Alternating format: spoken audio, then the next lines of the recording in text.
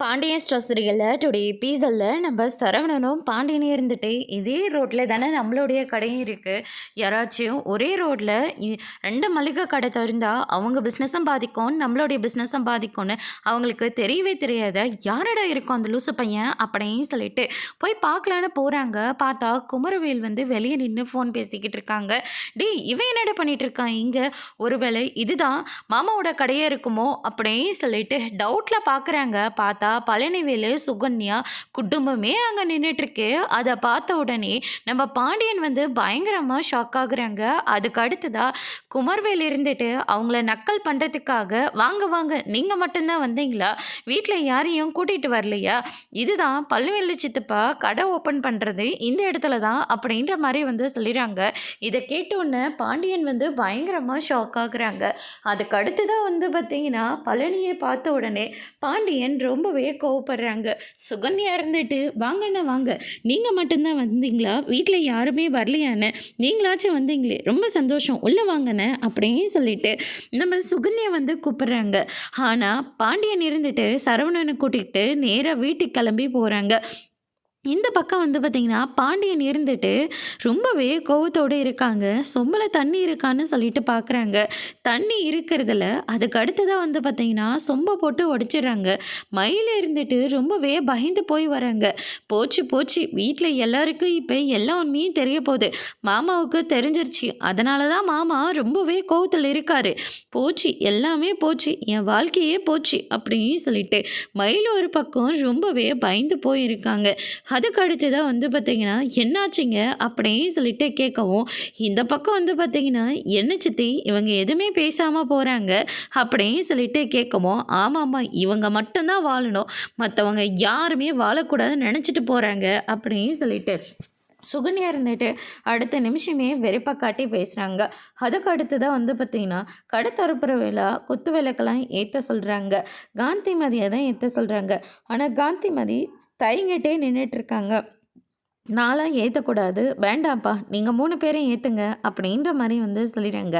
என்னத்த பேசிகிட்டு இருக்க, உன்னை விட பழனி ஏக்கு நல்லதை நினைக்கிறீங்க யாராவது இருக்காங்களா, அப்படி யாருமே கிடையாதம்மா, தயங்காமல் குத்து விளக்கை ஏற்றுங்கம்மா அப்படின்ற மாதிரி வந்து சொல்லிக்கிட்டு இருக்காங்க. அதுக்கு அடுத்ததாக காந்திமதியும் வந்து குத்து விளக்கை ஏற்றுறாங்க. அதுக்கு அடுத்ததாக நம்ம முத்துவேலும் வடிவும் வந்து ஏற்றுறாங்க. சக்திவேலும் நம்ம மாரியும் வந்து ஏற்றிக்கிட்டு இருக்காங்க. நம்ம பழனி இருந்துட்டு தயங்கிட்டே இருக்காங்க.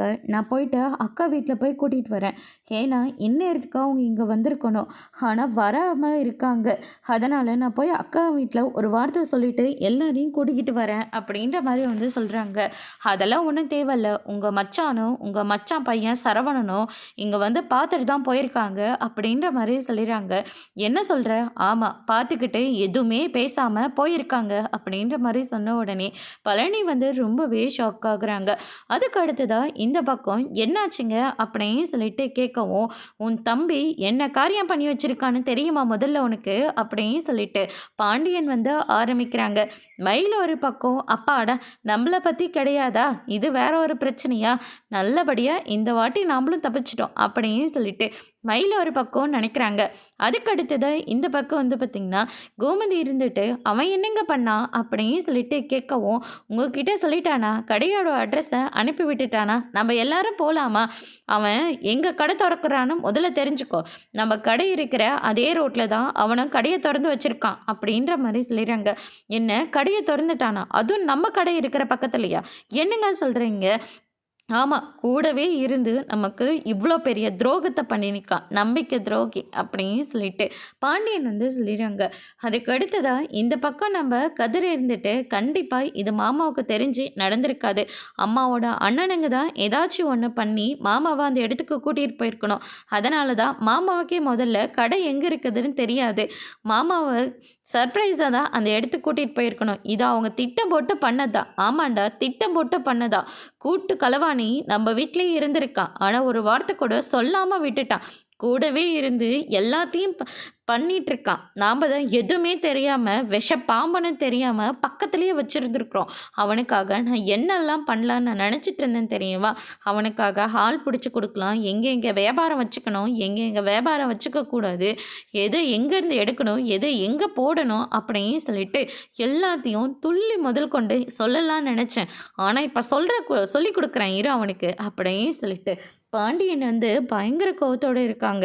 இந்த பக்கம் வந்து பார்த்திங்கன்னா பழனியோட கடையை குத்து விளக்கு ஏற்றி வச்சு இப்போ முதல் போனியும் நம்ம காந்திமதி வந்து பண்ண சொல்கிறாங்க. காந்திமதி தயங்கிட்டு நின்றுட்டுருக்காங்க. அதுக்கு அடுத்து தான் இந்த பக்கம் வந்து பார்த்திங்கன்னா அம்மா நீங்கள் கொடுங்கம்மா அப்படின்ற மாதிரியே சொல்லிடுறாங்க. நான் வேண்டாம்ப்பா, அது சரியாக வராது, என்னம்மா நீங்கள் முதல்ல கொடுங்கம்மா, இந்தாங்கம்மா காசு அப்படின்னு சொல்லிட்டு முத்துவேலி இருந்துட்டு கையில் பணத்தை கொடுத்து வியாபாரத்தை பார்க்க சொல்கிறாங்க. புடிடா பழனி அப்படின்ற மாதிரி சொல்கிறாங்க. பழனி வாங்குறதே இல்லை. அதுக்கு அடுத்ததாக சுகனி இருந்துட்டு கொடுங்கத்த அப்படின்னு சொல்லிட்டு என்ன வேணும், சர்க்கரையும் மல்லித்தூளும் கொடுமா அப்படின்ற மாதிரியும் சொல்லிடுறாங்க. அவங்க கேட்ட மாதிரியே சர்க்கரையும் மல்லித்தூளும் வந்து கொடுத்துட்றாங்க. அதுக்கு அடுத்ததாக வந்து பார்த்திங்கன்னா நம்ம முத்துவேலி இருந்துட்டு கையில் பணத்தை வந்து கொடுக்குறாங்க. இதை வாங்கி கல்லாவில் போட்டு நீ நல்லபடியாக மேல் மேலும் வளர்ந்துக்கிட்டு போயிட்டே இருக்கணும் அப்படின்ற மாதிரி சொல்கிறாங்க. ஆனால் பழனி இருந்துட்டு பணத்தை வாங்கவே இல்லை. அதுக்கு அடுத்ததாக அண்ணன் நான் ஒரு 8 வீட்டு வரைக்கும் போயிட்டு வந்துடுறேன் அப்படின்ற மாதிரி சொல்கிறாங்க. இப்போ தான் எல்லாரும் வீட்டுக்கிட்ட இருந்து இங்கே வந்தோம், உடனே வீட்டுக்கு போகணுன்னு சொல்கிறீங்க, என்னாச்சு உங்களுக்கு அப்படின்னு சொல்லிட்டு கேட்கவும் மச்சாவும் சரவணனும் பார்த்துட்டு போனதா சொன்னீங்க. ஆனால் அவங்க எல்லாரும் இந்நேரத்துக்கு கூட்டிகிட்டு வந்திருக்கணும். கூட்டிகிட்டு வரலனா அவங்க கண்டிப்பாக தப்பாக தான் நினச்சிருக்கணும். அதனால் நான் அவங்களுக்கு சொல்லி புரிய வச்சுட்டு வரேன் அப்படின்னு சொல்லிட்டு பழனி வந்து சொல்லிடுறாங்க. இங்கே பாருடா, வியாபாரத்தை விட்டுட்டு அவங்களெல்லாம் போய் கூப்பிடணும்னு எதிர்பார்க்காத அப்படின்ற மாதிரி சொல்லிடுறாங்க. அண்ட் எனக்கே மனசு உறுத்திக்கிட்டு இருக்குன்னு எனக்கே தப்புன்னு படும்போது அவங்களுக்கு இது தப்புன்னு கண்டிப்பாக பட்டிருக்கோம்ல. என்னை பற்றி அவங்க தப்பாக தானே புரிஞ்சு வச்சுருப்பாங்க. நான் போய் அவங்களுக்கு உண்மையை சொல்லணும்ல, புரிய வைக்கணும்ல அப்படின்னு சொல்லிட்டு பழனி இருந்துட்டு வழி விடுங்கண்ணே, தயவு செஞ்சு வழி விடுங்கண்ணே அப்படின்னு சொல்லிட்டு நேராக அங்கேருந்து கிளம்பி கோமதியோட வீட்டுக்கு போகிறாங்க. இந்த பக்கம் வந்து பார்த்திங்கன்னா ராஜி, உனக்கு தெரியுமா அவன் அங்கே தான் கடை திறக்க போகிறானே. இல்லத்த எனக்கு தெரியாது அப்படின்ற மாதிரி வந்து சொல்லிடுறாங்க. டே உங்ககிட்டையாவது சொன்னானாடா அப்படின்னு சொல்லிட்டு கேட்கவும் எங்களுக்கும் எதுவும் தெரியாது, மாமா வரட்டும் விசாரிக்கலாம் அப்படின்னு சொல்லிட்டு கதிர் வந்து சொல்லிக்கிட்டு இருக்காங்க. அதுக்கு அடுத்ததாக சரவணன் இருந்துட்டு இதுக்காக தான் மாமா நம்மக்கிட்ட எதுவுமே சொல்லாமல் விட்டுட்டாரு அப்படின்னு சொல்லிட்டு நம்ம சரவணனும் பழனியை தப்பாக தான் புரிஞ்சு வச்சுருக்காங்க. அதுக்கு அடுத்ததாக வந்து பார்த்திங்கன்னா நம்ம பழனி வீட்டுக்கு வராங்க. வாடா நம்பிக்கை துரோகி அப்படின்ற மாதிரி வந்து சொல்லிடுறாங்க.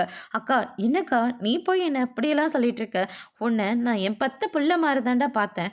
ஆனால் என் கையாலே சோறை சாப்பிட்டுட்டு என் கையாலே வளர்ந்துட்டு இப்போ எங்களுக்கே நீ துரோகம் பண்ணிகிட்ருக்கல்ல அப்படின்ற மாதிரி வந்து சொல்லிடுறாங்க. அதுக்கு அடுத்ததா அக்கா அங்கே அண்ணனுங்க கடை திறக்க போகிற விஷயமே எனக்கு தெரியவே தெரியாது, ஏன் நான் சொன்னால் கேட்கவே மாட்டேன்றீங்க, ப்ளீஸ் நான் சொல்கிறத கொஞ்சம் புரிஞ்சுக்கோங்க அப்படின்ற மாதிரி வந்து பழனி வந்து சொல்லிக்கிட்டு இருக்காங்க. அதுக்கு அடுத்ததான் நம்ம அரசு இருந்துட்டு ஏமாம்மா அவங்க பண்ணுற விஷயம் எனக்கே தப்புன்னு படுற போது உங்களுக்கு தோணலையா, தப்புன்னு படுதம்மா, ஆனால் என்னை என்னம்மா பண்ண சொல்கிற அப்படின்னு சொல்லிட்டு பழனி வந்து சொல்லிட்டு இருக்காங்க. அதுக்கு அடுத்ததா பாண்டியன் இருந்துட்டு உன்னை நான் என் பெத்த பிள்ளை மாதிரி தாண்டா பார்த்தேன், ஆனால் கடைசியில் நீயும் உங்கள் அண்ணனுங்களோட ரத்தம் தானு சொல்லி ப்ரூவ் பண்ணிட்டல அப்படின்னு சொல்லிட்டு நம்ம பாண்டியன் வந்து சொல்லிக்கிட்டு இருக்காங்க. மச்சான் என்ன இப்படியெல்லாம் பேசுகிறீங்க, இனிமே அந்த வார்த்தையை நீ சொல்லவே கூடாது, நானும் உனக்காக என்னென்னமோ பண்ணலாம். உங்கள் அம்மா வந்து என்கிட்ட பேசின போது கூட அவன் கடை திறக்க போகிற விஷயத்தில் நான் எதுக்காக அவனை தடுத்து நிறுத்த போகிறேன், வேணும்னா நானே அவனுக்கு செலவு பண்ணி கடை வச்சு கொடுக்குறதா நான் சொன்னேன். ஆனால் அதெல்லாம் ஒன்றும் வேண்டாம், நீங்கள் நல்லத்தனமாக அவனை அனுப்புனா மட்டும் போதுன்னு சொன்னாக்க சந்தோஷமாக நடத்திட்டோம், அவனுக்காக நம்ம வியாபாரத்தை பிடிச்சி கொடுக்கலாம் அப்படின்னு சொல்லிட்டு ஏகப்பட்ட கணக்கை நான் போட்டு வச்சுருந்தேன்டா. ஆனால் எல்லாத்தையுமே இப்படி சுக்குநூற உடைச்சிட்டியே, இனிமே இந்த குடும்பத்துக்கும் உனக்கும் எந்த சம்மதமும் கிடையாது, எந்த ஒட்டு உறவும் கிடையாது அப்படின்ற மாதிரி சொல்லிடுறாங்க. இதை கேட்டோன்னே வீட்டில் இருக்கிற மொத்த பேரும் ஷாக் ஆகுறாங்க. அதோட இன்னைக்கான எபிசோட் முடிச்சிருக்காங்க. இனி பாண்டியன் ஸ்டோரில் அடுத்தடுத்து என்னெல்லாம் நடக்க போகுதுன்றதை வெயிட் பண்ணி பார்க்கலாம். தேங்க்யூ.